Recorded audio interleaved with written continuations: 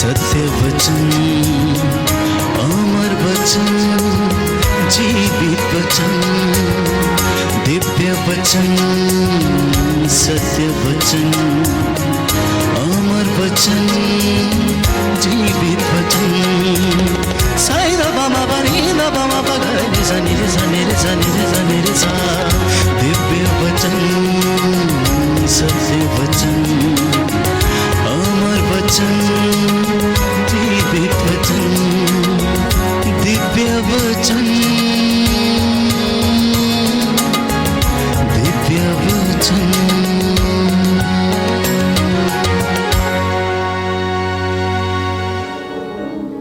प्रियजनों, नेहम्या नबी के ग्रंथ में हम पढ़ते हैं कि प्रभु का आनंद हमारा बल है। हमारा बल क्या है? प्रभु का आनंद हमारा बल है। स्तोत्र संख्या 37 पद संख्या 4 में हम पढ़ते हैं कि यदि तुम अपना आनंद प्रभु में पाओगे तो वो सब मनोरथ पूरा करेगा। यदि तुम अपना आनंद प्रभु में पाओगे तो वह तुम्हारे सब मनोरथ पूरा करेगा। बोले आमेन, आमेन, हालेलुया, हालेलुया। स्तोत्रकार कहता है यदि तुम अपना आनंद प्रभु में पाओगे तो वह तुम्हारे मनोरथ पूरा करेगा। Hallelujah, hallelujah. इसलिए बाइबल हमें बताती है लूकस के सुसमाचार अध्याय 10 पद संख्या 21 में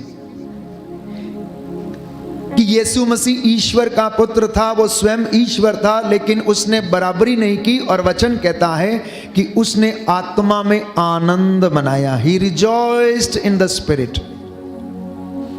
He rejoiced in the spirit of the Lord.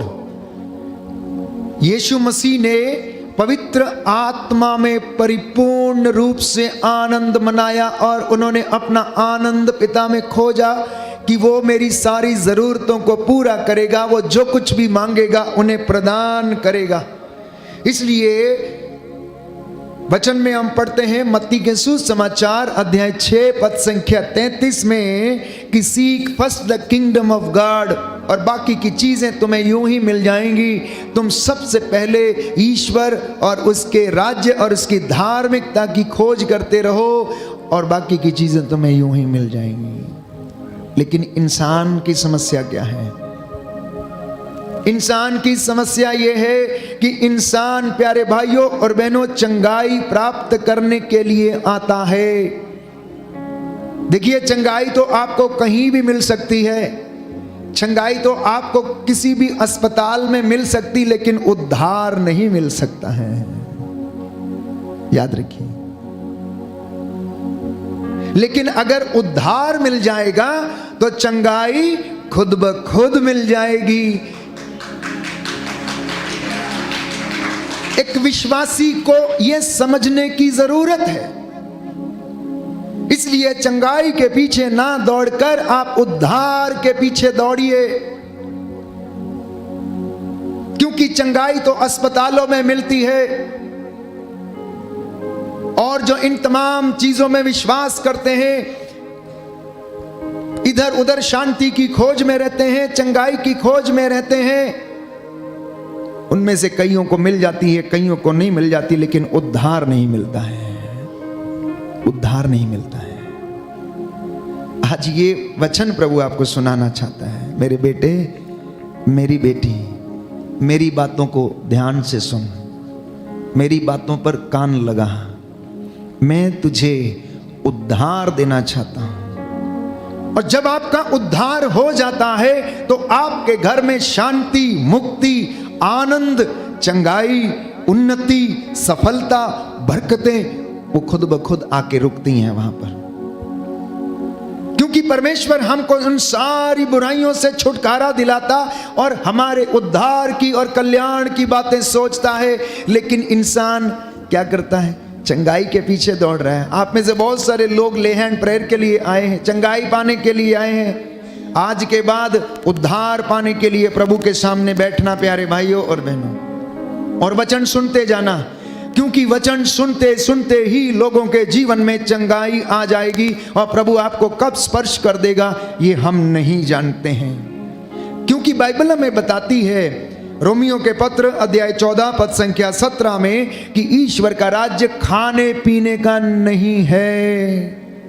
ईश्वर का राज्य खाने पीने का नहीं है। प्यारे भाइयों और बहनों, वचन पढ़ेंगे रोमियो का पत्र अध्याय 14 पद संख्या 17 में हम पढ़ेंगे। प्रभु का वचन हमें याद दिला रहा है, क्योंकि ईश्वर का राज्य खाने पीने का नहीं बल्कि न्याय का है, शांति का है और पवित्र आत्मा के द्वारा प्रदत्त आनंद का विषय है। पवित्र आत्मा के द्वारा प्रदत्त आनंद का विषय है। कितने लोगों के जीवन में आनंद है? कितने लोगों के जीवन में सच्चा आनंद है? तो फिर आप चिंता क्यों करते हैं कि मेरा कल क्या होगा, मेरे जीवन की चिंता कैसे होगी? प्रभु का वचन ये कहता है कि चिंता करने से तुम में से कौन आयु का एक घड़ी घर भी बढ़ा सकता है?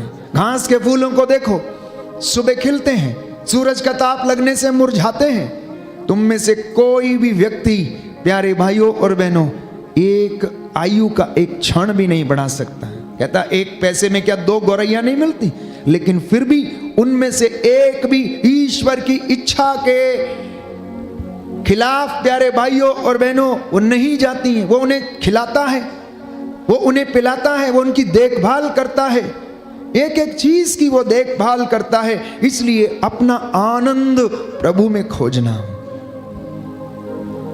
अपना आनंद जब हम प्रभु में खोजते हैं तो बाइबल कहती है वो हमारे मनोरथ पूरे करता है। लेकिन हम अपना आनंद कहाँ खोज रहे हैं? मैं और आप अपना आनंद कहाँ खोज रहे हैं? कोई अपनी नाती में खोज रहा है, तो कोई अपने पोते में, तो कोई अपनी बपोती में, कोई अपने खेत में, तो कोई अपने दफ्तर में, तो कोई अपनी चार दीवारी में, तो कोई सुबह से लेकर घर के रख रखाव में अपना आनंद खोजने में लगा हुआ है। कुछ लोगों को बहुत अच्छा लगता है घर को टाइडी रखना। जरूरी है टाइडी रखना, लेकिन प्राथमिकता नहीं बननी चाहिए। प्राथमिकता कुछ और होनी चाहिए। प्रार्थना के समय में उसे याद आता है अभी पर्दे ठीक करना है, पर्दे झाड़ना है। प्रार्थना का समय जब होता है तो सारे काम उसे याद आते हैं। प्रार्थना का समय होता है तो उस समय नहाने के लिए जाता है। प्रार्थना का समय जब होगा उस समय रोटी बनाने की याद आती है, आटा गूंदने की याद आती है। तो आनंद आपका प्रभु में नहीं है। प्रभु कहता है तू सबसे पहले प्रथम जो बात है, जो सबसे जो प्राथमिकता है, तो वो अपने प्रभु को दे। जब आप आनंद प्रभु में खोजकर रोटी बनाने जाते हैं तो आपके हाथों में भी वो आशीष रहती है, अनुग्रह रहता है, और उसी आनंद से आप रोटी बनाते हैं। नहीं तो पूरा दिन के क्रोध से भड़के हुए, मम्मी कभी कभी गुस्से में रहती है और गुस्से में आटा गूंथती है, गुस्से में रोटी बनती है, गुस्से में वो जल भी जाती है, उसके बाद वो प्लेट में उतरती है और उधर से कोई भी बोलता है क्या बनाया है आज, रोटी कैसे जल गई, और ऊपर से एक बोलेगा इधर से 4 और मिले, क्योंकि आनंद नहीं खोजा, प्रभु का आनंद नहीं खोजा।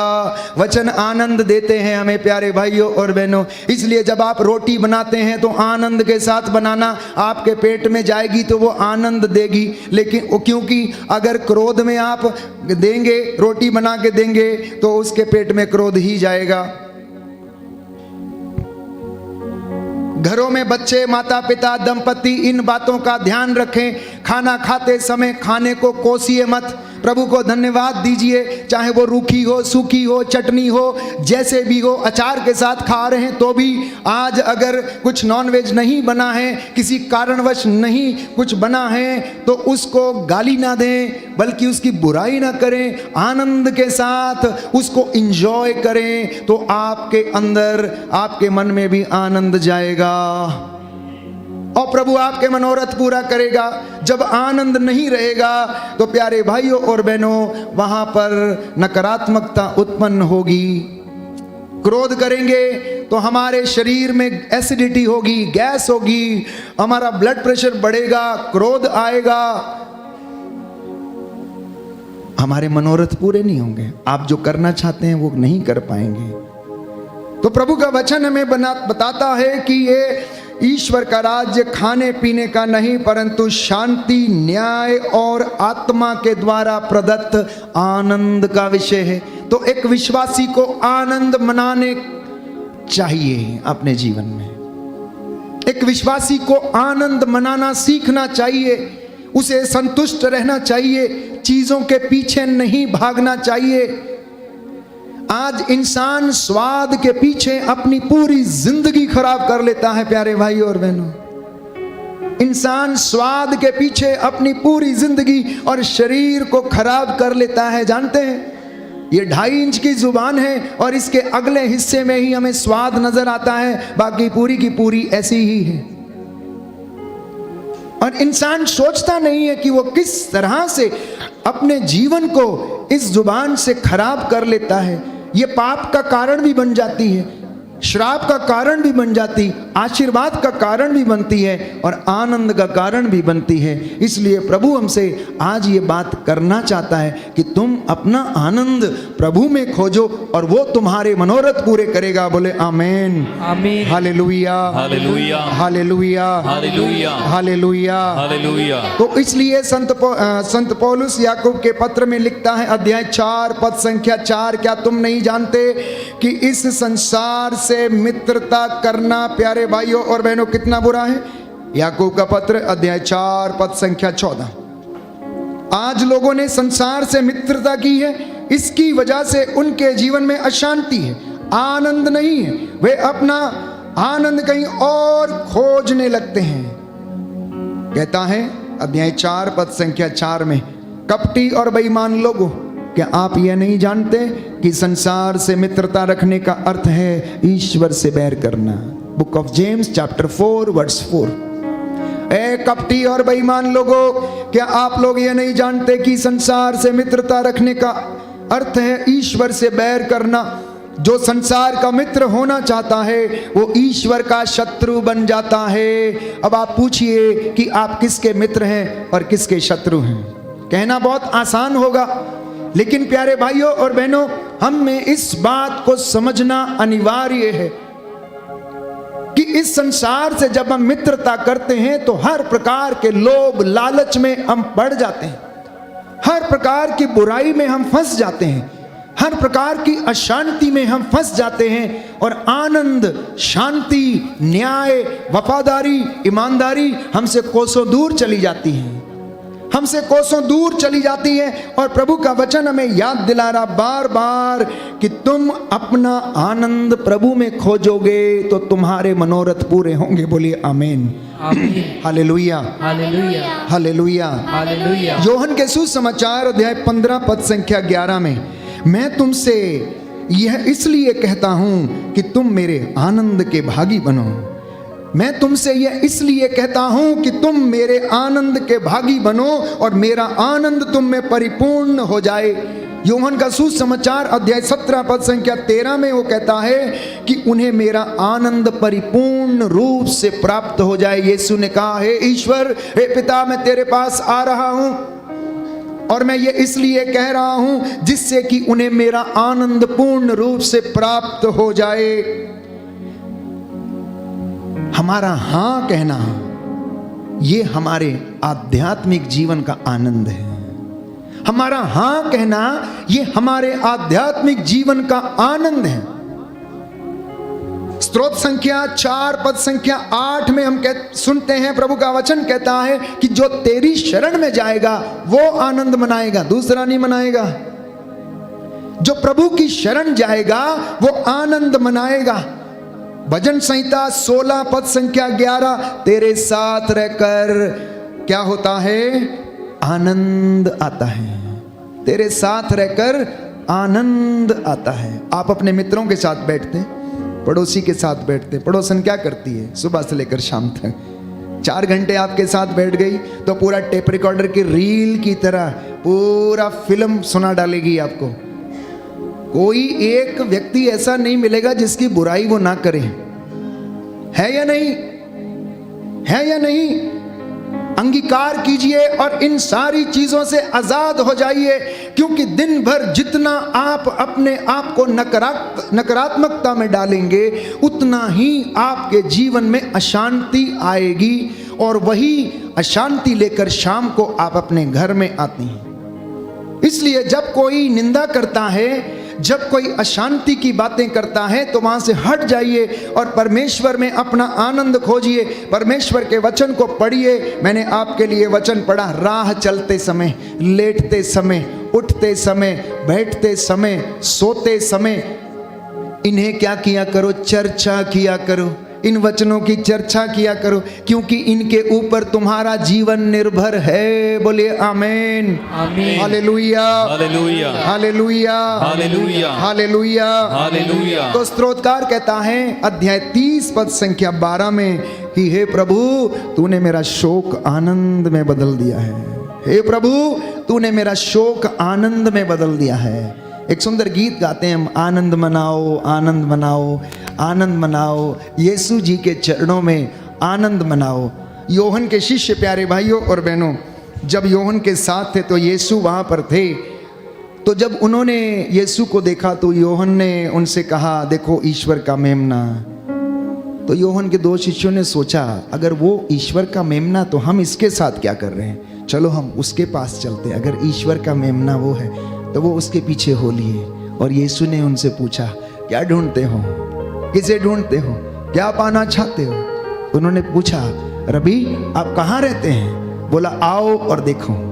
वो गए और उन्होंने देखा, इतना आनंद आया, इतना आया। उनमें से एक अंद्रियास अपने भाई के पास गया और जाके बोला, उठ जा, चल जल्दी, हमें मसीह मिल गए। बोलता है आनंद प्यारे भाइयों, ये मसीह का आनंद जब आप उसे अनुभव करते, खोजते हैं, तो वो आपका जीवन बदल देता है। हम भाई के साथ गाएंगे, आनंद मनाओ, आनंद मनाओ।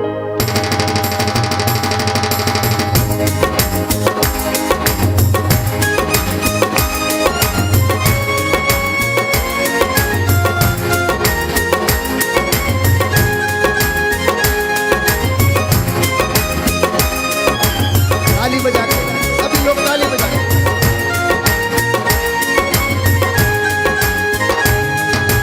आनंद मनाओ, आनंद मनाओ, यीशु जी के चरणों में तुम आनंद मनाओ। हाँ, आनंद मनाओ, आनंद मनाओ, यीशु जी के चरणों में तुम आनंद मनाओ। आनंद मनाओ, आनंद मनाओ, यीशु जी के चरणों में तुम आनंद मनाओ। ताली बजा के आनंद मनाओ, आनंद मनाओ, यीशु जी के चरणों में तुम आनंद मनाओ। यीशु सबका स्वामी है, तुम आनंद मनाओ। यीशु सबका स्वामी है, तुम आनंद मनाओ। वो ही जीवन देता है, तुम आनंद मनाओ। वो ही जीवन देता है, तुम आनंद मनाओ। एक साथ मिलके आनंद मनाओ, आनंद मनाओ, यीशु जी के चरणों में तुम आनंद मनाओ। आनंद मनाओ, यीशु जी के चरणों में तुम आनंद मनाओ।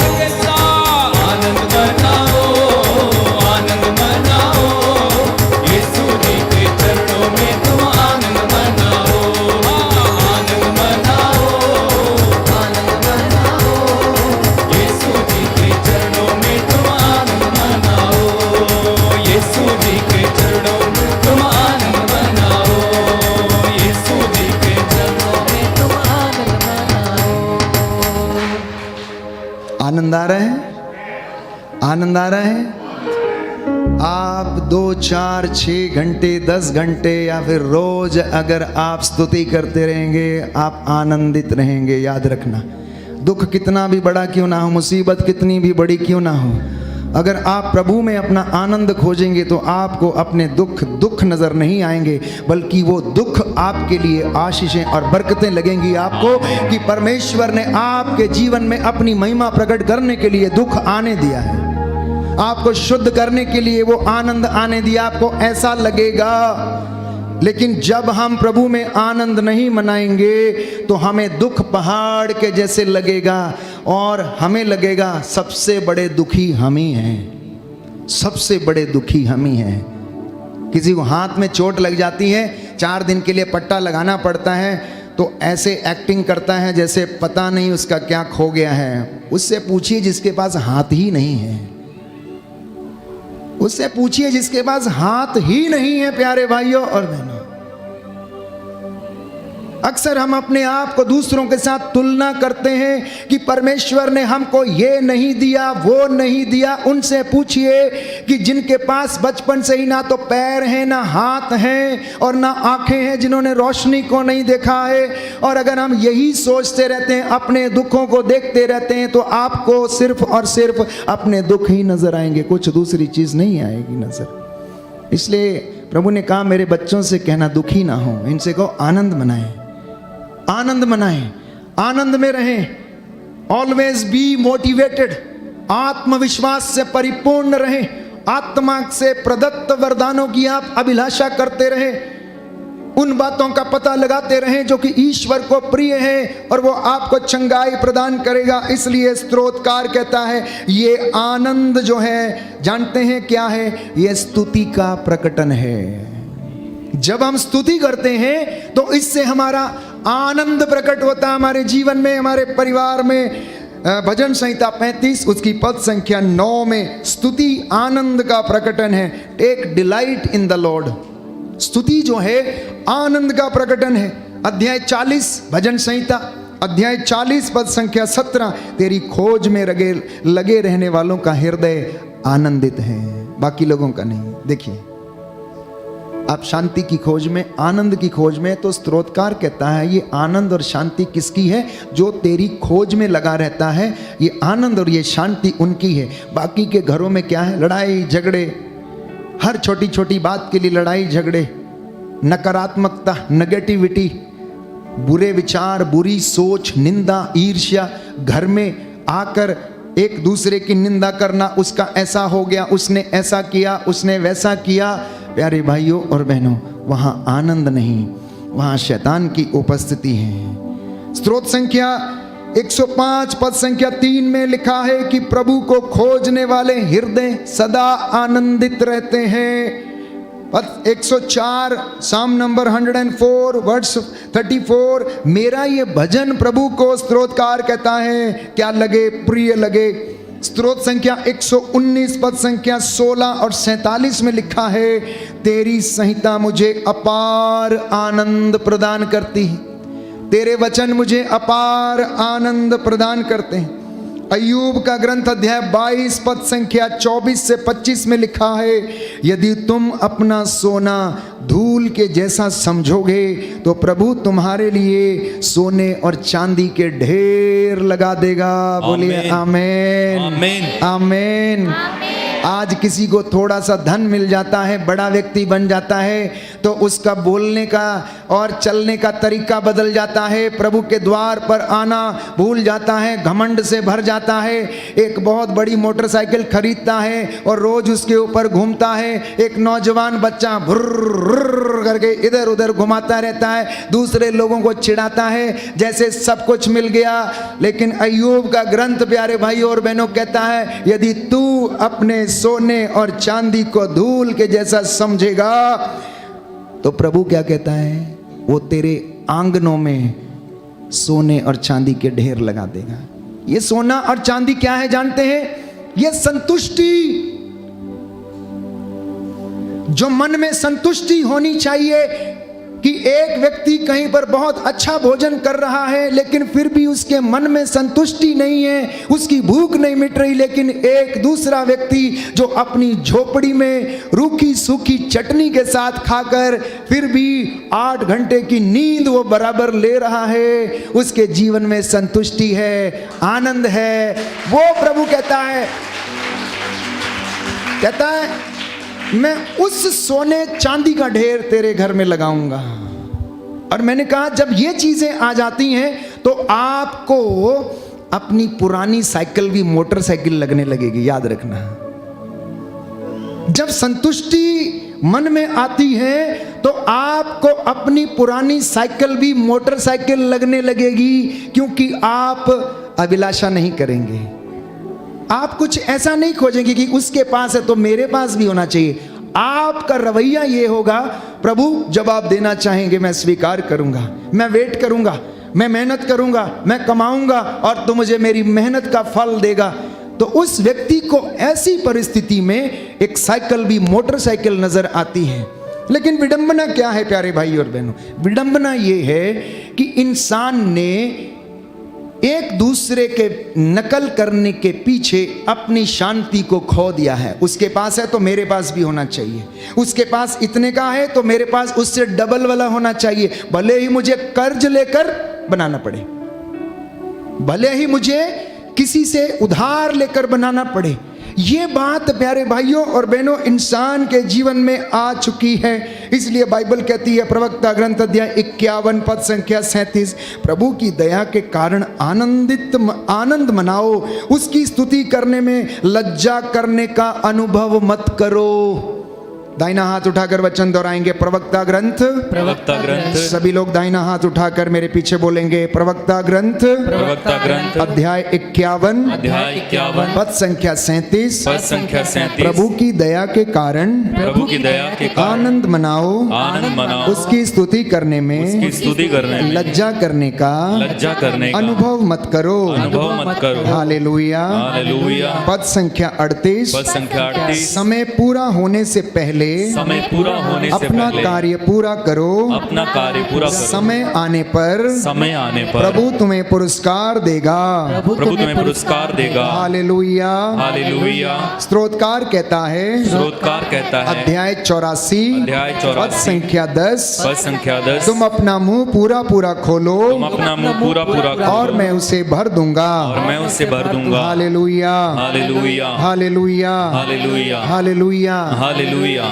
तो आज का जो विषय है, जो आपसे प्रभु बातें कर रहा है, वो ये है कि आप अपने दुखों को, अपनी बीमारियों को, अपने कष्टों को अगर इन पे जीत पाना है तो आप आनंद के साथ इनके ऊपर जीत प्राप्त करें प्यारे भाइयों और बहनों। Defeat the evil with Joy.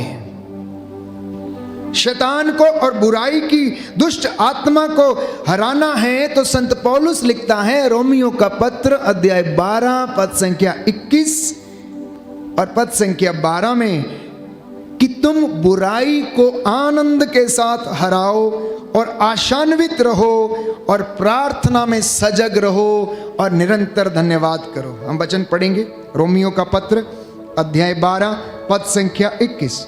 Romeo का पत्र अध्याय 12 पद संख्या 21। सुंदर वचन है प्यारे भाई और बहनों, और ये वचन हमारे जीवन में उद्धार और शांति और आनंद का कारण बन जाए। अध्याय 12 पद संख्या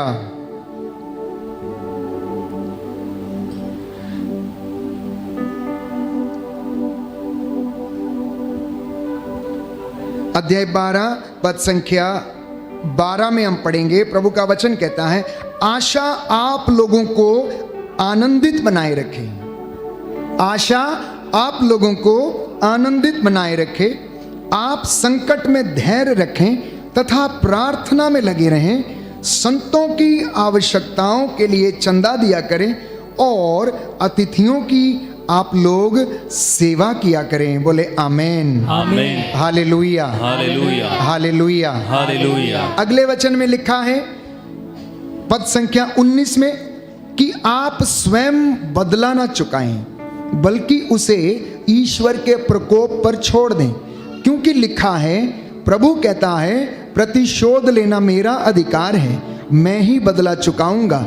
इसलिए यदि आपका शत्रु भूखा हो तो उसे खिलाएं, और यदि वह प्यासा है तो उसे पिलाएं, क्योंकि ऐसा करने से आप उसके सिर पर जलते अंगारों का ढेर लगाएंगे।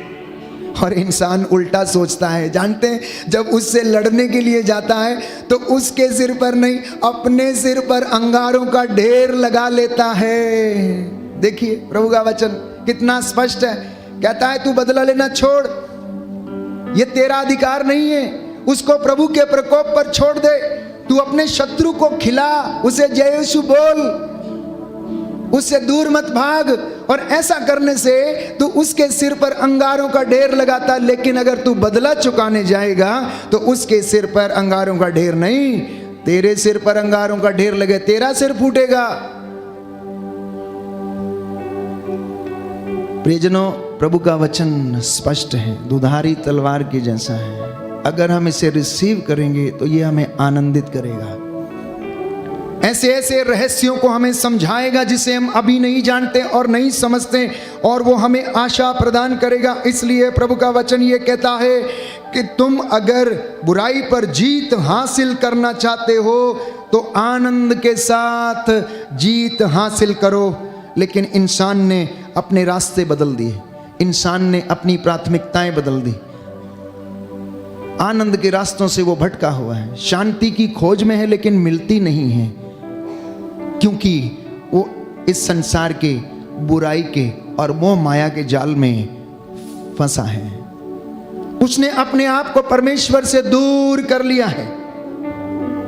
लेकिन प्रभु का वचन ये कहता है कि प्रभु की चंगाई की प्रतीक्षा करो, प्रभु की आशीष प्राप्त करने के लिए तैयार रहो। अक्सर हम देखते हैं कि लोग जब आराधना शुरू होती है तो उस समय आते हैं, या चंगाई की प्रार्थना शुरू होती है तो उस समय आते हैं, प्रवचन शुरू होता है तो चर्च के बाहर निकल जाते हैं, वचन सुनना नहीं चाहते हैं। अब बाइबल वचन के विषय में क्या बताती है प्यारे भाई और बहनों? वचन आत्मा की तलवार है, वचन आग है, वचन हथौड़ा है। प्यारे भाइयों और बहनों, वचनों में आत्मा और जीवन है, प्रभु के वचनों में अनंत जीवन का संदेश है। ये वचन हमारे उद्धार के लिए है, ये वचन हमारी उन्नति के लिए है। तो यशायाह नबी के ग्रंथ अध्याय 55 पद संख्या 3 में प्रभु का वचन ये कहता है, कान लगाकर सुनो और मेरे पास आओ, मेरी बात पर ध्यान दो और तुम्हारी आत्मा को जीवन प्राप्त होगा। अगर आज लोगों को जीवन नहीं मिला है, आज यदि लोग परेशान हैं, आज लोग यदि चिंता में हैं, आज यदि उनकी आत्मा दुखी है, आज यदि अपराध बोध से पीड़ित हैं, तो उन्होंने वचन को कान लगाकर नहीं सुना। यदि सुना भी तो उसे ग्रहण नहीं किया, और यदि ग्रहण भी किया तो उसके अनुसार आचरण नहीं किया, इसलिए आनंद नहीं है, इसलिए अशांत हैं, इसीलिए उनके जीवन में कष्ट है। सुंदर वचन है प्यारे भाई और बहनों, सुक्ति ग्रंथ अध्याय 4 पद संख्या 20 से 22 में, पुत्र मेरी बातों पर ध्यान दो, कान लगाकर मेरी शिक्षा सुनो, उसे अपनी आंखों से ओझल न होने दो, उसे अपने हृदय में संजोए रखो, और वो तुमको नवजीवन का संचार करेगी और तुम्हारे शरीर को स्वास्थ्य प्रदान करेगी। बोले आमीन। दाहिना हाथ उठाकर वचन दोहराएं, याद करें। सुक्ति ग्रंथ अध्याय 4 पद संख्या 20 से 22 प्रभु का वचन कहता है, पुत्र मेरी बातों पर ध्यान दो, कान लगाकर मेरी शिक्षा सुनो, उसे अपनी आंखों से ओझल न होने दो, उसे अपने हृदय में संजोए रखो, और वह तुम में नवजीवन का संचार करेगी, तुम्हारे शरीर को स्वस्थ रखेगी। आमीन। स्तोत्रकार कहता है, तेरा वचन मेरे पांव का दीपक है, और जहाँ दीपक जलता है वहाँ उजाला होता है, और जहाँ उजाला होता है, अगर कोई उजाले में चलता तो ठोकर नहीं खाता, याद रखिएगा। और इसीलिए बाइबल कहती है कि ये वचन आत्मा और जीवन है, और ये आपके शरीर को स्वास्थ्य प्रदान करेंगी। होता क्या है, आज लोग वाणी सुनना नहीं चाहते, प्रभु का वचन सुनना नहीं चाहते, शास्त्रियों फरीजियों ने भी नहीं सुना, इसलिए वो वैसे ही रह गए, केवल चंगाई पाना चाहते हैं। आज लोग चंगे होना चाहते लेकिन आत्मत्याग करना नहीं चाहते हैं। आज लोग आत्मत्याग करना नहीं चाहते लेकिन अभिषेक पाना चाहते हैं। आज लोग आशीष पाना चाहते हैं लेकिन अपने रास्ते बदलना नहीं चाहते हैं। आज लोग सेवकाई करना चाहते हैं लेकिन बुराई के रास्ते नहीं छोड़ते हैं। तो जो सच्चे हृदय से आराधना करते हैं, प्रभु की वाणी को श्रद्धा पूर्वक सुनते हैं और उस पर चलते हैं, प्रभु का वचन कहता है प्रभु उन्हीं पर कृपा दृष्टि करता है। ये मेरा वचन नहीं है, यशायाह नबी का ग्रंथ अध्याय 66 पद संख्या 2 और उसका दूसरा भाग, book of Isaiah chapter 66 words 2 और उसका दूसरा भाग आपके लिए वचन पढ़ूंगा मैं।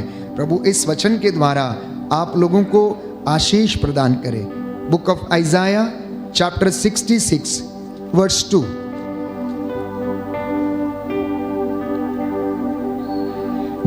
यह प्रभु की वाणी है, मैं उन लोगों पर कृपा दृष्टि करता हूं जो विनम्र और पश्चातापी हैं, जो श्रद्धा से मेरी वाणी सुनते हैं, जो श्रद्धा से मेरी वाणी सुनते हैं, जो श्रद्धा से मेरी वाणी सुनते हैं। दाहिना हाथ उठाकर वचन दोहराएंगे। प्रभु कहता है मैं उन लोगों पर कृपा दृष्टि करता हूँ जो विनम्र और पश्चातापी हैं, जो श्रद्धा से मेरी वाणी सुनते हैं। Hallelujah, hallelujah. तो अब सुनिए, कृपा दृष्टि किस पर होती है?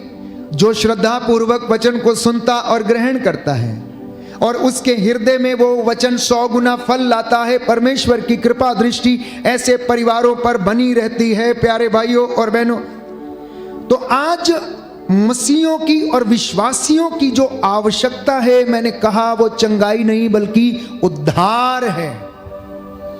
क्योंकि चंगाई तो आपको अस्पतालों में भी मिल जाती है लेकिन उद्धार नहीं मिलता है। उद्धार केवल परमेश्वर के वचन से मिलता है। उद्धार परमेश्वर के संगति में मिलता है। उद्धार परमेश्वर की बंदगी में मिलता है। उद्धार परमेश्वर के रास्तों पर चलने से मिलता है। उद्धार परमेश्वर का वचन सुनने, उसे ग्रहण करने से मिलता है। इसलिए आज से आप उद्धार पाने की कोशिश में लगे रहें। वचन को सुनिए, उसे सुनाइए, उस पर विश्वास कीजिए, उसे अपने पुत्रों को सिखाइए, अपनी पुत्रियों को सिखाइए, अपने नाती पोतों को सिखाइए। और दादी, आप कभी कंप्लेन नहीं करेंगी कि मेरा पोता मेरी बात नहीं सुनता, मेरी पोती मेरी बात नहीं सुनता।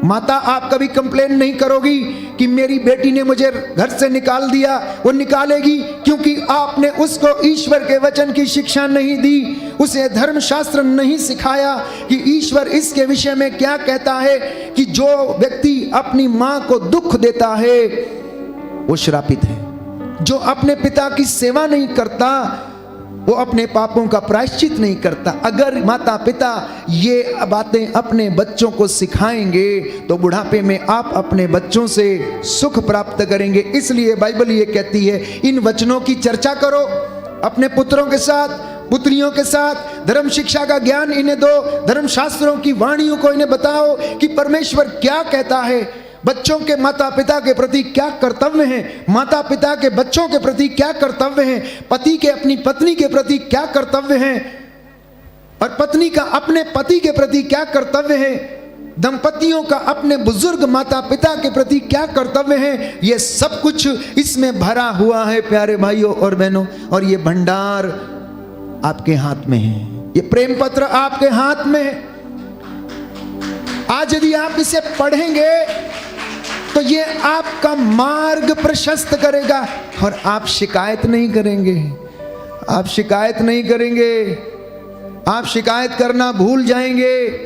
इसलिए इनको रोज पढ़िए, इनको पढ़ते पढ़ते आप चंगे हो जाएंगे, क्योंकि इनमें जीवन है। क्योंकि बाइबल में बताती है उसने अपना वचन भेज कर क्या किया, लोगों को चंगा किया। कहता है तुझे किसी जड़ी बूटी के लेप से नहीं परंतु परमेश्वर के शब्द ने तुझे चंगा किया है। और मैं आपको बार बार यही समझाते आया हूं कि इन वचनों में जीवन है। इन वचनों में जीवन में आप सफलता पाना चाहते हैं, आप परिश्रम करते हैं और फल की आशा करते हैं, आप अधिक मात्रा में पाना चाहते हैं। इंसान लोभी बनने लगता है, लालची बनने लगता है, लोभ और लालच से भरने लगता है, और ये लोभ और लालच उसके लिए एक दिन फंदे के जैसा बन जाता है। मधुमक्खी देखी है सबने ना? मधुमक्खी वो शहद बनाती है, मेहनत करती है, और शहद बड़ा स्वादिष्ट होता है।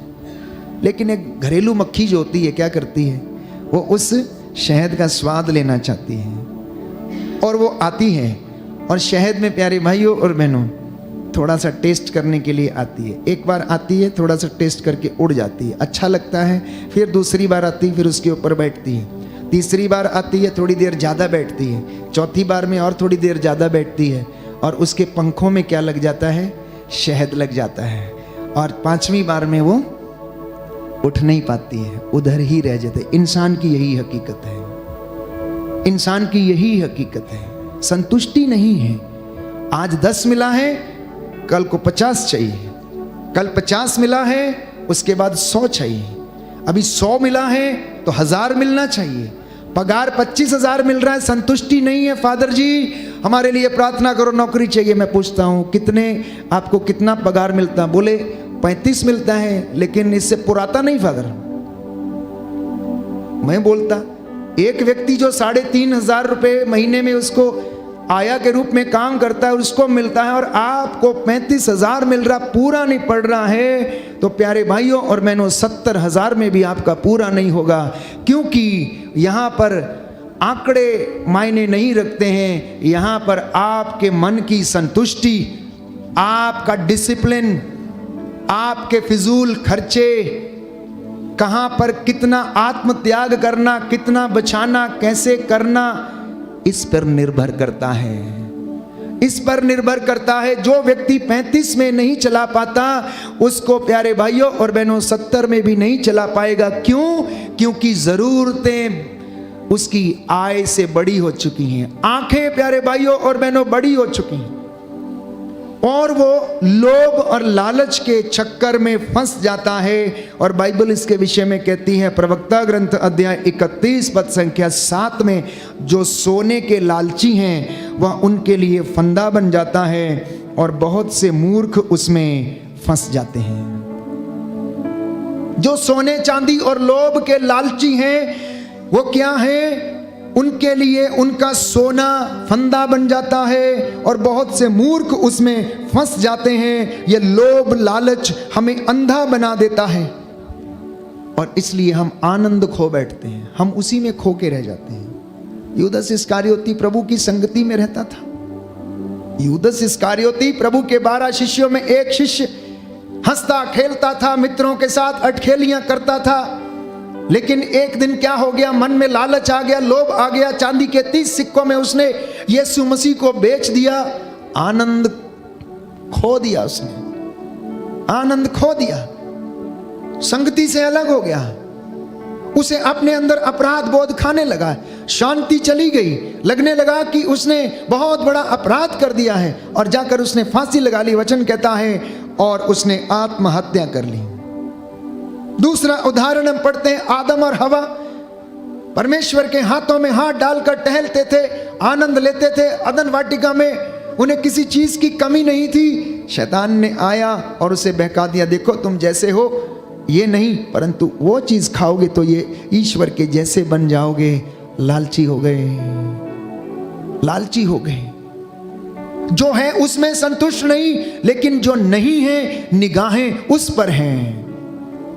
जो हमारे पास है हम उसको नहीं देखते हैं, हमारे पास हाथ है हम उसको नहीं देखते हैं। प्यारे भाइयों और बहनों, जिनके पास नहीं है हम उनको पूछ के और उनके विषय में हम बातें करते हैं, और हम जानते हैं कि इसका हश्र क्या होता है। आदम और हवा परमेश्वर की संगति से अलग हो गए। इसलिए तिमोथी का पत्र, पहला पत्र अध्याय 6 पद संख्या 6 में प्रभु का वचन ये कहता है कि भक्ति से लाभ अवश्य होता है, केवल उसी को जो अपनी धन संपत्ति से संतुष्ट है। बोले आमीन, आमीन। हालेलुया। हालेलुया। दाहिना हाथ उठाकर वचन दोहराएंगे। तिमोथी का पहला पत्र, तिमोथी का पहला पत्र अध्याय 6 अध्याय 6 पद संख्या 6, पद संख्या 6 भक्ति से भक्ति से अवश्य बड़ा लाभ होता है अवश्य बड़ा लाभ होता है केवल उसी को केवल उसी जो को अपनी धन संपत्ति से जो अपनी धन संपत्ति से संतुष्ट रहता है, संतुष्ट रहता जो है अपनी धन संपत्ति से जो अपनी धन संपत्ति से संतुष्ट रहता है। संतुष्ट रहता है। तो आज का जो विषय है, प्रभु इसमें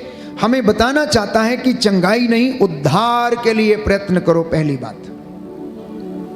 दूसरी बात, एक विश्वासी को अपने जीवन में आनंद मनाने की आवश्यकता है। अपने दुखों और बुराइयों पर जीत पाने के लिए आनंद मनाने की आवश्यकता है। तीसरी बात, हमारे जीवन में संतुष्टि आने की आवश्यकता है। चौथी बात, हमें लालच, लोभ, मायामोह और बुराई से निजात पाने की आवश्यकता है। इब्रानियों का पत्र अध्याय 13 पद संख्या 5, आप लोग धन का लालच ना करें, जो आपके पास है उससे संतुष्ट रहें, क्योंकि ईश्वर ने स्वयं कहा है, मैं तुम्हें नहीं छोड़ूंगा। इसलिए हम कहते हैं कि हे प्रभु मेरी सहायता कर। और प्रभु हमारी सहायता जब करता है तो मनुष्य हमारा कुछ भी नहीं कर सकते हैं। बोले आमीन, हालेलुया। हालेलुया। यीशु की स्तुति हो, यीशु की स्तुति। यीशु को धन्यवाद, यीशु को धन्यवाद। यीशु की आराधना हो, यीशु की आराधना। यीशु की महिमा हो, यीशु की महिमा। यीशु को धन्यवाद। यीशु को धन्यवाद। तो जब हमारे जीवन में संतुष्टि नहीं है, आनंद नहीं है, बुराई है, लोभ है, लालच है, ईर्ष्या है, द्वेष है, तो हम शांति में नहीं रह सकते हैं। याकूब लिखता है अध्याय 4 पद संख्या 1 और उससे आगे कि आप लोगों में द्वेष और लड़ाई झगड़ा है। क्यों है? क्या इसका कारण यह नहीं कि आपकी वासनाएं आपके अंदर लड़ाई करती हैं? आप इतनी अपनी लालसा पूरी नहीं कर पाते और इसीलिए आप लोग हत्या करते हैं।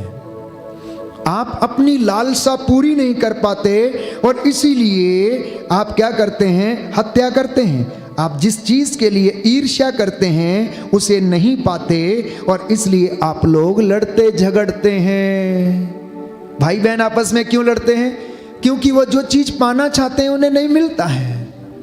भाई भाई आपस में क्यों झगड़ा करते हैं? क्योंकि उसे ज्यादा चाहिए, उसे भी ज्यादा चाहिए। कहता इसलिए तुम्हारा झगड़ा होता है। सुनिए ध्यान से, आप जिस चीज के लिए ईर्ष्या करते हैं उसे नहीं पाते और इसलिए आप लड़ाई झगड़ा करते हैं। आप प्रार्थना नहीं करते, इसलिए आप लोगों के पास कुछ भी नहीं होता।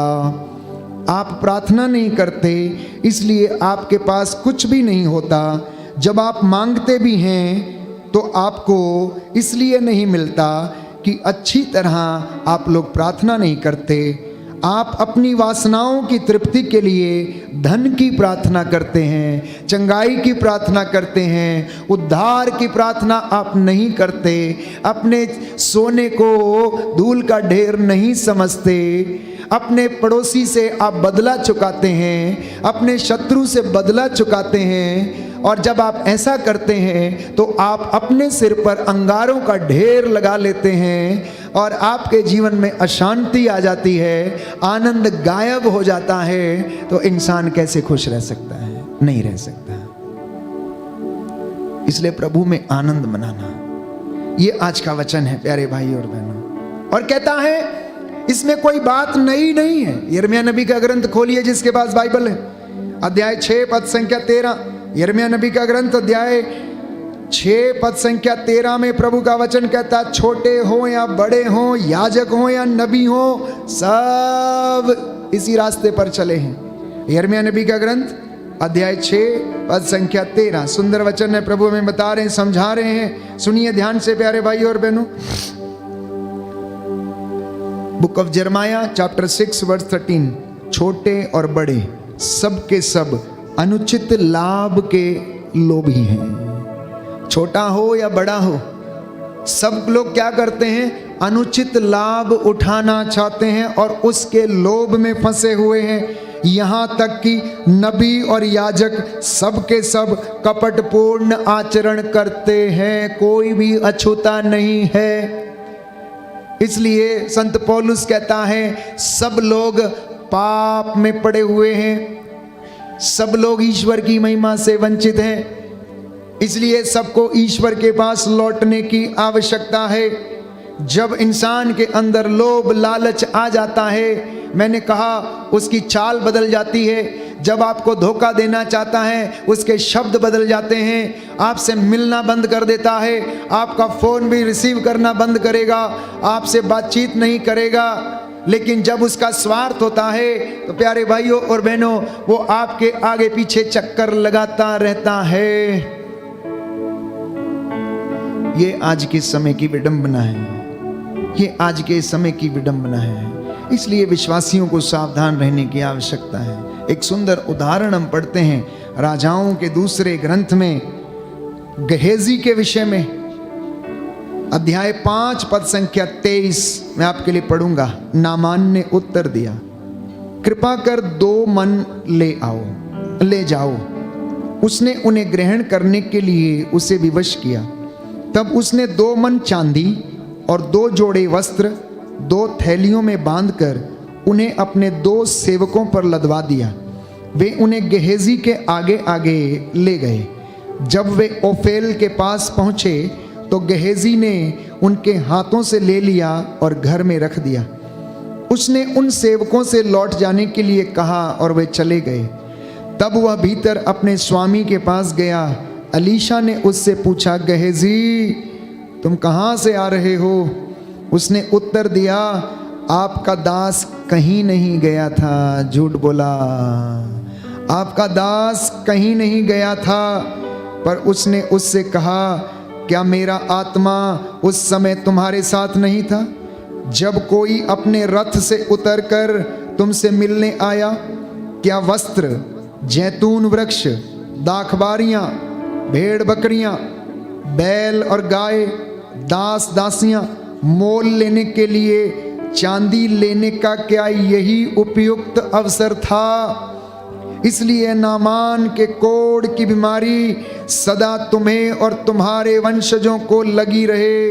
इस पर वह बर्फ की तरह सफेद कोढ़ी हो गया और उसके सामने से बाहर निकल गया। गेहजी ने छोटे से धन के लालच में अपना ईमान खो दिया, अपने गुरु से झूठ बोल दिया। नामान जो गिफ्ट एलीशा को देने के लिए आया था, एलीशा ने मना कर दिया, लेकिन गेहजी ने जाकर उसको ले लिया और नामान का कोढ़ प्यारे भाइयों और बहनों उसके शरीर पर आ गिरा।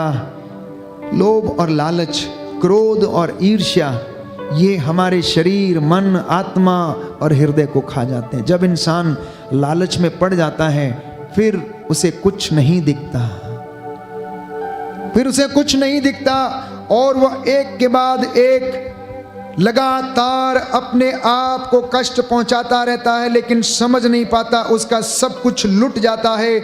लेकिन जब तक वो होश में आता है तब तक बहुत देर हो चुकी होती है। इसलिए प्रभु ये कहता है कि मेरे बच्चों से कहो कि वह इस बुराई के शिकार न बने। तिमोथी का पहला पत्र अध्याय 6 पद संख्या 9 से 10 में हम पढ़ते हैं, जो धन बटोरना चाहते हैं वो प्रलोभन में पड़ जाते हैं। जो धन बटोरना चाहते हैं वो प्रलोभन में पड़ जाते हैं। और याद रखिए, बाइबल में बताती है, याकूब लिखता है, धन का लालच सब बुराइयों की जड़ है। धन का लालच सब बुराइयों की जड़ है।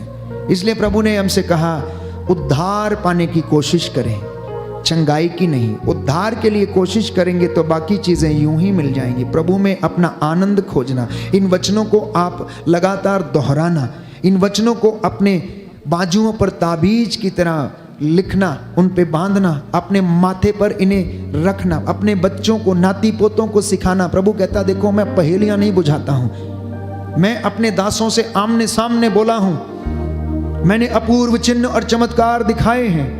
क्या तुम इन बातों को सुनकर, देखकर समझते नहीं हो? इसलिए अपने प्रभु को उतना बड़ा देखें जितना बड़ा वो है। छोटा नहीं है हमारा प्रभु।